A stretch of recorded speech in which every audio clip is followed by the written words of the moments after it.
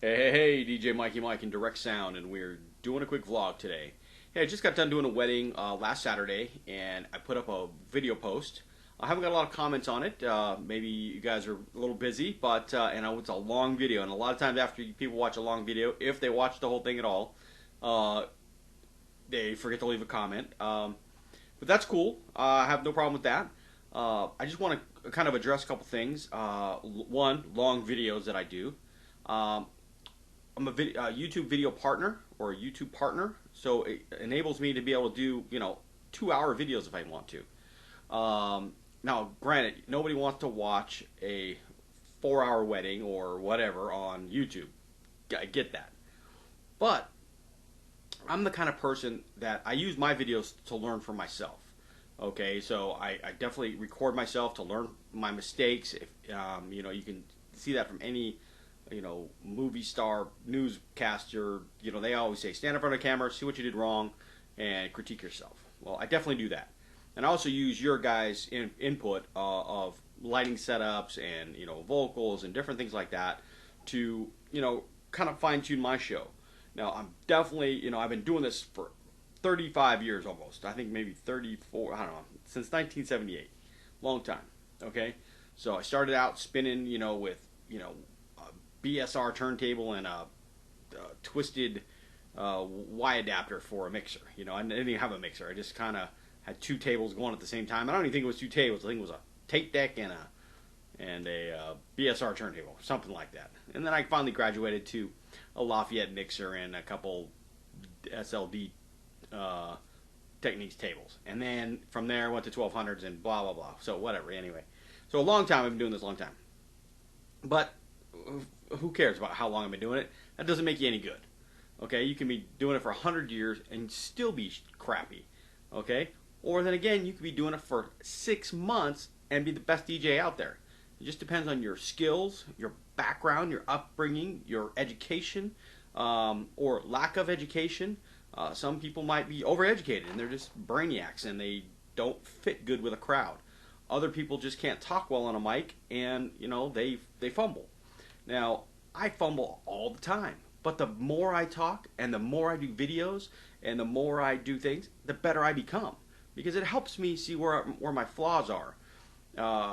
Just like today, I was in a big corporate meeting and my phone rang right in the middle of the meeting, and I had no idea my phone ringer was even on. I've never turned it on. It's always been on vibrate. Maybe somebody was messing with me, turned my phone on. I don't know. I don't actually know how it did it. Maybe it recycled and the phone ringer came on. Well, I was actually speaking at the time. We were sitting down. I was giving a presentation. My phone went off. Completely lost my train of thought. I'm thinking everybody's staring at me like, shut your damn phone off. Well, I have a BlackBerry, or I call it a Crackberry because I hate the damn thing. But I didn't want to pull it out of my pocket because I didn't know how to turn it off properly. I didn't want to pull it out of my pocket because my other phone that I have, when I grab it, a lot of times it answers the phone. So I didn't want to answer the phone right in the middle of a corporate meeting. So I was like, oh my gosh, and then I lost my train of thought of what I was talking about. So it was not being prepared, being distracted, and all those things were totally obvious. You could totally see that I was flustered, okay, and it upset me, so it even flustered me more. So I was like, you know what, let me apply this to my DJ lifespan, okay, and share it with you guys, because when something bothers me when I'm DJing, I've already had that problem before, so I know how to fix it real time, okay. If I'm talking to the crowd and somebody's heckling over off to the side, I can press on without it having that affect me. Or, if somebody's phone's going off or whatever, I can just press on and it doesn't faze me, or we can make it move, because things like that's happened before and I know how to adjust. Well, this is the first time that's ever happened to me at work, and it was just, I'm like, what the heck? So after the meeting, I gathered myself and I figured out what to do, and it helped. So next time I'll be more prepared if the phone rings. I know how to turn my phone off. I know how to, make sure before I go in there it's on silent.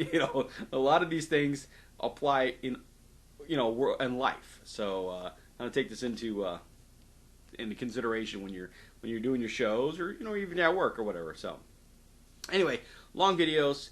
I use my videos to teach you guys and also to teach me. So I don't throw out. I don't try to fluff up my videos.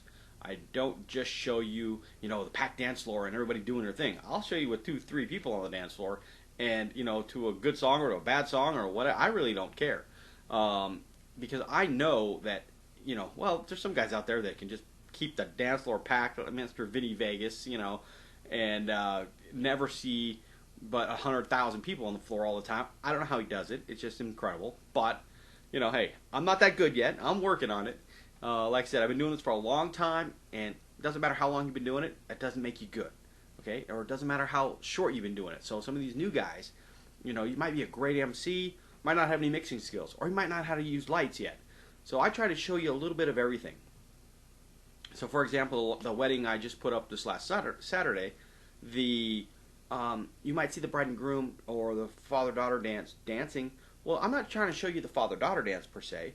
Look at the lighting cues around the room. Look at the different colors. Look at lighting positions. Look at the dance floor. Look at crowd reaction. Look at a whole bunch of different things like that. I shot a video. This portion of the video, I had an old grandma singing "That's Amore," and she was just having the greatest time. And she's punching her husband, and she's it was the funniest thing, and everybody was getting into it. And after the song, everybody's clapping. It was just those kind of things that you want to cherish as a DJ in these moments. Looking deeper into people's videos, if you're watching somebody's video and you see, wow, packed dance floor, great. Look off to the side and see what people are doing at their tables. Are they picking their nose, or are they bouncing their hand up and down? There might be nobody on the dance floor. It just might be one of those songs where people don't want to dance, or they just got done dancing 20 minutes full straight of music. Then you turn your camera off and they're sitting down and you're trying to get a picture of something else. You never know. So I try to give you a little bit of everything. One, lighting setup. The reason why I do a lot of lighting videos or a lot of emphasis on lighting, 90% of you guys are DJs out there, have never done lighting before, or you just do a plug and play light and just point at the dance floor. I call them circus lighting or spin and puke lights, and not decor or wash lighting or mood lighting or controllable lighting that you can set the scene. You set that moment in time. Okay. The moment in time with spin and puke lights are the same moment all the time. It's just spin and puke, and it just does its thing. And not saying that there's not a need for that. Believe me, I use spin and puke lights all the time. I've kind of transitioned and try to control my spin and puke lights a little bit more, but sure, I set and forget lights all the time. Put them master slave, just put them slave. Both of them doing their own thing. It's fine. But at different events, you want to have different capabilities. Okay, so at a school event or at a middle school, they might not be into that. Mood lighting. They just want frickin' lights that spin around and, dazzle them. Great. Throw a little fog behind it, and it's even that more crazier. It's that much more crazier. I can't even talk today, sorry. Today there's been the Monday from hell for talking. I don't know why I'm doing a video. But, anyway, I don't know if there's a point to this video, but there are, there's so many different things I'm trying to get across in my videos that hopefully you get something out of them. I'm not trying to be a rocket scientist and not trying to be the best DJ in the world. Definitely not that. Like I said, I see tons of guys out there, from Jason Jeni to Chris Atwood. These guys have some amazing shows out there. They're just doing a great job. Now, I'm not saying that I can't do amazing shows and have great looks, but every time I see them, they're really consistent, and it seems like they're doing a great job. Even the MU crew, I think it's MU, I guess MU. Yeah, Kaz and those guys over there on the East Coast, they have some cool stuff going on. They don't share a lot of things. I think they don't want people to copy them. Well, I can guarantee you that if I did something like somebody else, and I take people's ideas and use them sometimes I put a twist on them, sometimes I don't, but side by side, if I'm doing an event and Brandon Stewart's doing an event and we do the exact same chair game, I can guarantee you that there's going to be differences. Even if we ask the same questions, we're going to ask them different. We're going to position ourselves different. We're going to talk louder or lower, or we're going to go faster or slower. There's going to be differences, and that's going to affect clients in a different way. So it might have been the best chair game ever, and you can do it the same way every single time. And I try to do kind of the similar, the same thing every time. I don't try to be stagnant. Just had an email from a DJ just the other day. I don't have his name right here, but anyway, or it was, matter of fact, it was today. And he said he was doing an event at a, where was it? Oh, I can't even think of it. It's like a lake house or something like that.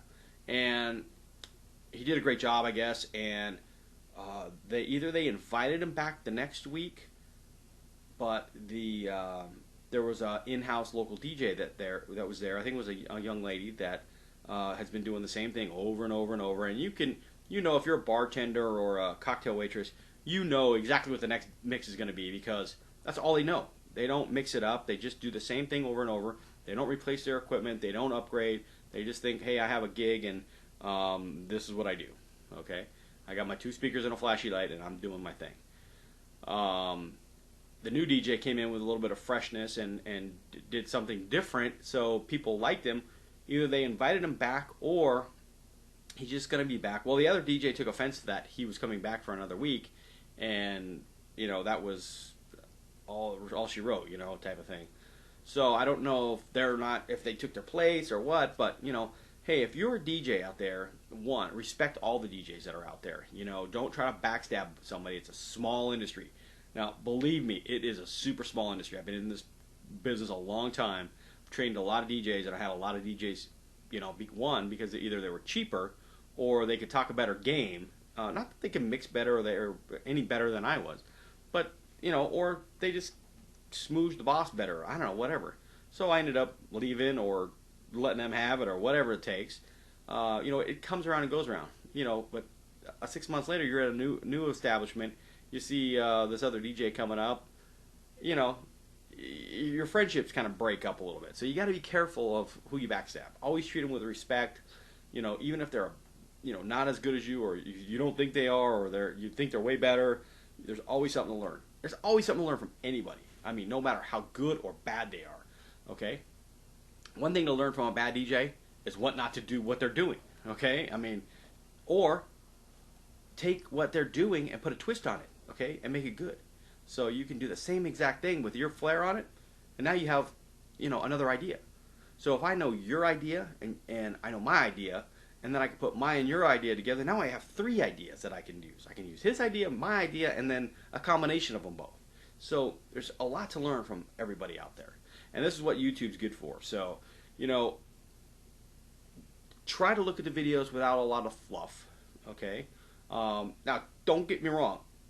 Edit your videos. I don't want to look at a 4-hour wedding video and watch people sitting around picking their nose. It's definitely. Now, some of my videos like that, probably, they get a little lengthy.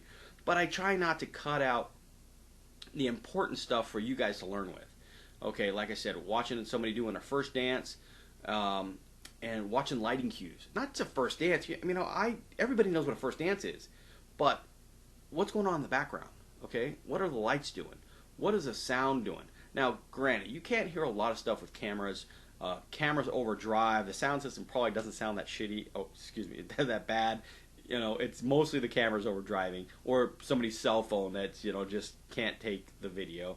A lot of you guys that are starting out might not have a lot of money or funds, or prioritize. Hey, you think your cell phone's good for video? Well, great. It might be for what you're doing.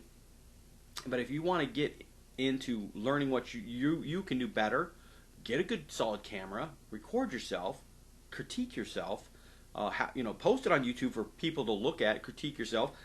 Don't be, don't take it personal when people, say you're a crappy DJ and you don't know what you're talking about, or hey, if you use a straight edge, your amp case will be better. I have so many different weird comments that come out all the time, and I take them with stride because you're right. If I put a bevel on my amp case, the wood would fit better. It would. I agree. But that's not what I was trying to get across. My amp case videos are so people can make amp cases and not have to bring milk crates and crap like that to an event. Cheap, affordable, easy, and do it yourself. Okay? You got to do it from scratch. I started everything from doing it from scratch. Okay? Day one. I mean, I was twisting wires together and making a console out of an old door frame or an old door, and putting my turntables on them and my mixer in the middle and covering it with a towel. I mean, I don't know, whatever, and make it look better. I didn't even have sandpaper to sand the edges. I just wrapped it with a towel and it looked like I think it looked like a boomerang. That was my very first console. And I'd bring it out of the Volkswagen van and set it in there, and that was my thing. So, learn from these other DJ looks. What's great about YouTube videos and Facebook and all the sharing is you get different ideas, okay? And not everybody's idea is great, or there are some ideas that are super great. Learn how people act on YouTube, or learn how they act on Facebook. Okay, see what they're saying, see what you think is rude or inappropriate, and try not to do that. Okay, whatever the case may be. This might be inappropriate to you, so or it might be way off track. So, and hopefully you're still watching this video because I know it's going on long. So, anyway, this is DJ Mikey Mike. Another thing, I want to let you know how I'm doing right now. I'm slow. Actually, I've been a little busy for the last 2 months. Okay, fortunately, that DJ, fortunately for me, that DJ got deployed to Guam, and I got to fill in a few months for him at this building venue. Well, it wasn't high-paying gigs, but it was consistent, and I was completely dead for 2 months straight. I had no gigs, and now I'm booked through September from way back. And then October, November, I'm dead again. So I think I'm busy. I think I'm dead. I never know what's going on. So I got to get out there and pound the street just like everybody else. I got to go and talk to my venues. I got to go and be top of mind. Scott Favor, he always says, be top of mind. When they're thinking about a DJ, you want to be top of mind. Who does great lighting? Mikey Mike. Who plays good music? Who has energy? Mikey Mike. Okay? So you want to be top of mind to your wedding venues. Okay, you don't have to bombard them with business cards, and I think this is one of the best things I've ever heard somebody say, and I think it came from Scott Favor. Okay, it was you walk into a wedding venue. Here, I'm a DJ. Here's my card. They don't care who the heck you are. If you walk in and say, "Hey, I'm a DJ. What can I do for you?" They're going to call you the next day and go, "Hey, I got a wedding client over here that might want a DJ." But when you walk in and go, "Here's my card," they're going to go like, there's 20 other DJs going, "Here's my card, here's my card." Well, you're the first guy that came in and actually asked, "Hey, is there something I can do for you? You guys need, hey, I got a 30-inch plotter over here. You guys need some signs for your doors? You guys need, hey, your grass is a little long. The garter's sick. Maybe I can come cut your grass for you. Hey, that DJ was really helpful. I really appreciate the way you helped stack the chairs after the event." Or whatever it takes, you stay top of mind with your wedding venues, or anyone, clients, whatever, you're gonna get the call. Okay, and that's another thing. I gotta get back out there and pound the street and be top of mind. Whatever way I choose to do that, that's the way I'm gonna get it out there. But just think of these things and different ways to approach different things. Okay, use YouTube and Facebook and Twitter as a tool. Look at how other people use it as a tool and see if that's appropriate or inappropriate. Not saying I do it one way or the other, but you guys can make a choice. Make sure you comment on the videos. If people do a video and you're watching it, make sure you comment on that video. Okay, put a thumbs up, thumbs down. I guess I got a new rating system off to the side too. Try some of that. It takes a lot of time to do these videos, and sometimes it's a waste of time. Or maybe we're wasting your time. Hopefully not. Maybe you get one little thing, one little nugget. Brian Red always says, if you go to a DJ convention, just take one little nugget. It was worth that trip. So, just a nugget, okay? And like I said, I use your comments as nuggets. Every comment I get is a nugget. So I appreciate when you leave comments. If you haven't subscribed to my videos, make sure you subscribe. It's the only way I can get the information out there to you guys and be able to find out people that are interested in what I have to say. Because if you're interested in what I have to say, I'm definitely interested in what you have to say. So I'd love to friend you guys, or at least follow you guys. And it's a two-way street. A lot of guys don't have videos up there, which is cool. I don't care. Some people, I won't friend them or follow them if they don't have videos. If I'm the first person to friend you or follow you, that might be a fire up your butt to go get a video camera or your cell phone and do a video. So take that at heart. Do what you do. Subscribe. Comment. I'm DJ Mikey Mike with Direct Sound. Peace.